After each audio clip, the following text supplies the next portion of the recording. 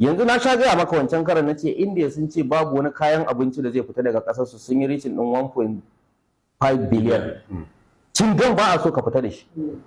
Mu ma maƙotanmu yanzu a Ankara duk da an makara sefa ta fi naira ƙarfi, sun shigo da sun siye kayan abincinmu arha garaga sun kai ƙasashensu. Na sha gaya maka cewar ina da trailer shinkafa samfarera 125 a Togo ta kamfani na siya. Na zo zan fito da ita in kawo kamfani na suka tare ni suka ce koma sai an yi girbi mun ga abin da muka samu ya ishi ƙasarmu sannan ka fita da ita, kar ka zo ka haddasa mana yunwa. Dole na haƙura, sai da ne wata 8 suka yi girbi suka ce za ka iya fita da ita. Sanda ka fito da tawa. Sanda na fito da tawa. Kaga ƙasa kenan mai hankali wadda ta san mecece al'ummarta. Amma mu a nan wurin kowa sai ya kwashi kaya ya tura Chadi daga nan har Sudan kayan mu tafiya aiki. Ba mu da rakon ba mu ma sani ba. Muhammad Bello, batun shinkafar nan ita ce kusan karfin abincin ɗan Najeriya a yanzu. Kuma ita take wahalar da shi. A baya kamar yadda ka ce za ta kai naira 80,000 buhu ɗaya, yanzu ta kai.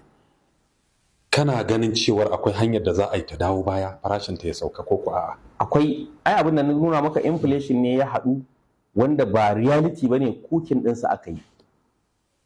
Kukin ɗinsa aka yi saboda babu ƙasar da wannan abin ya faru cikin ɗan ƙanƙanin lokaci ko a halin yaƙi kuki. Kukin ɗinsa aka yi. Na farko idan ka ɗauki manomi ya samu taki da tsada. Idan ka ɗauki manomi 32% na shinkafa yanzu da ake ci a Najeriya ana samar da ita a noman rani. Noman ranin nan ruwa ake ban ruwa ake barwa. Injinan nan aiza diesel suke sha ko fetur suke sha. Yau nawa ne kuɗin diesel, nawa ne kuɗin fetur. In ya fito da ita ma daga gonar kafin ta zo kamfanin shinkafar nawa ta ci. In ka je wajen mai kamfanin shinkafar nan ka auna kai prorating ka ga awa nawa ake samun wutar lantarki. Rabin aikin a diesel zai yi shi. Diesel yau nawa ne diesel. Ka koma buhunan da yake amfani da shi, kayayyakin masana'antun da suke sarrafa su yi buhun da za a zuba maka shinkafa, kaya ne da akwai dala a ciki. Nawa yau dala take? To abubuwan da in ka lura abubuwan ne gaba ɗaya suka cakuɗe.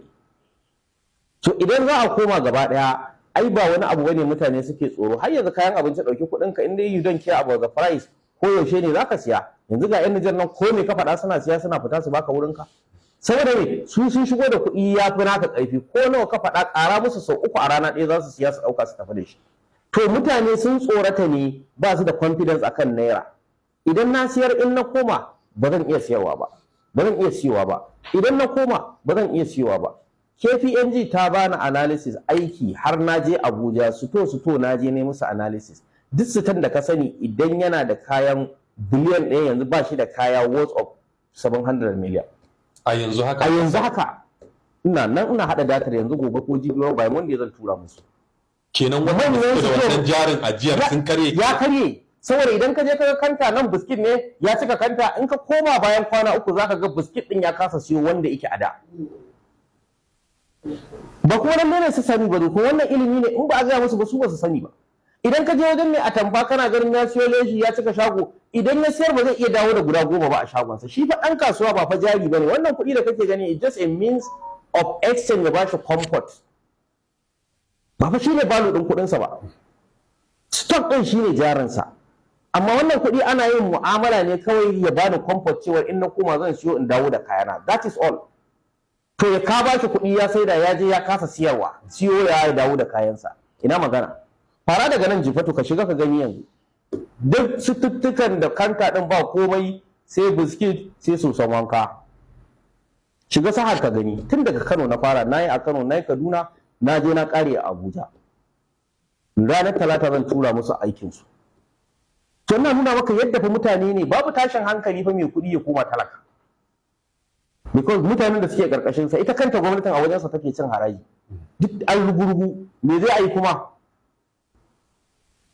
Sannan magana ta biyu a komo a review din agricultural policy. Agricultural policy babu yadda za a yi a ce tun daga lokacin Babangida har hagar yau babu wani gwamna ko shugaban kasa da ya creating din strategic grain reserve center. Babu shi, wanda ake da shi tsohon ma in ka je empty suke. To ya ilahi alami na kana da mata 3, kana da 'ya'ya 10, 'ya'ya 20, har gobe baka san awa nawa suke ci ba, baka san abincin da zaka tanadan musu ba. a tsaitsaye kawai ake tafiya. Dole gwamnoni in ma federal gama ba ta ba, kamar Kano nan da gwamnonin arewa su komo su creating din strategic grain center, kowace local government ya kasance tana da abincin da za ta ci a ajiye akalla na shekara 3. Wannan shine target din da na gani an yi a Istanbul a Erdogan, da farashi ya fara tashi gwamnati za ta ɗebo nata ta kawo kasuwa sai ta yi stabilizing.